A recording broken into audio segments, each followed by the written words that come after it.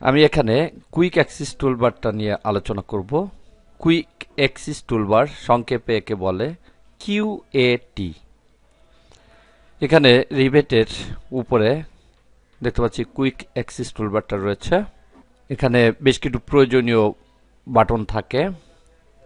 এগুলো ব্যতীত যদি আমি আরো বাটন যোগ করতে চাই অর্থাৎ কাস্টমাইজ করতে চাই, তাহলে এখানে ক্লিক করতে হবে এবং এখানে কিছু বাটন দেখতে পাচ্ছি এবং আরো বাটন দেখার জন্য এই ড্রপ ডাউন কিতে ক্লিক করতে হবে। এখানে আরো অনেক বাটন রয়েছে দেখতে পাচ্ছি, এখান থেকে এটাকে কাস্টমাইজ করা যাবে। যেমন আমি যদি চাই নিউ বাটনটিকে যোগ করব এই কিউএটিতে, তাহলে এখানে ক্লিক করতে হবে। তাহলে দেখতে পাচ্ছি নিউ বাটনটা এখানে যোগ হয়েছে। আবার যদি আরো কাস্টমাইজ করতে চাই এখানে ক্লিক করে ড্রপ ডাউন কি কাস্টমাইজ কুইক অ্যাক্সিস টুলবারে ক্লিক করতে হবে। তাহলে একটা ডায়লগ বক্স চলে আসবে।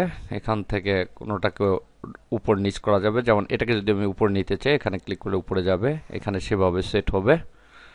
আবার অ্যাড সেপারেটর, যদি এর মাঝে সেপারেটর যোগ করছে তাহলে এটা ক্লিক করে সেপারেটর যোগ করা যাবে।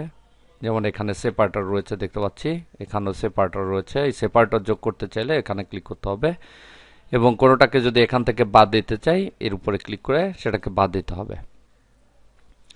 কুইক অ্যাক্সিস টুলবারটাকে যদি আমি রিবনের নিচে নিয়ে আসতে চাই তাহলে show quick access toolbar below ribbon, এখানে টিক চিহ্ন দিয়ে দিতে হবে, দিয়ে ওকে। তাহলে দেখতে পাচ্ছি এটা নিচে চলে আসছে। এখানে যদি কোনো বাটন আমি সরাসরি রিবন থেকে যোগ করতে চাই, যেমন আমি অ্যানোটেটে গেলাম, এখান থেকে স্পেলিং এটাকে আমি এখানে যোগ করব, তাহলে এখানে রাইট ক্লিক করে add to quick access toolbar, তাহলে দেখতে পাচ্ছি এটা যোগ হয়েছে। আবার পূর্বের অবস্থায় এই কুইক অ্যাক্সিস টুলবারটাকে নিয়ে যাওয়ার জন্য এখানে ক্লিক, এখানে click, customise quick access toolbar dialog বক্সটা চলে আসছে।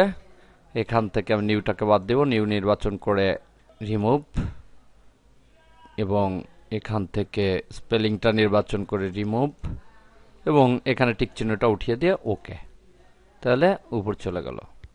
এভাবে কুইক অ্যাক্সিস টুলবারে কোনো বাটন যোগ করা যায়, রিমুভ করা যায় এবং সেটাকে রিবনের উপরে নিচে নিয়ে কাজ করা যায়।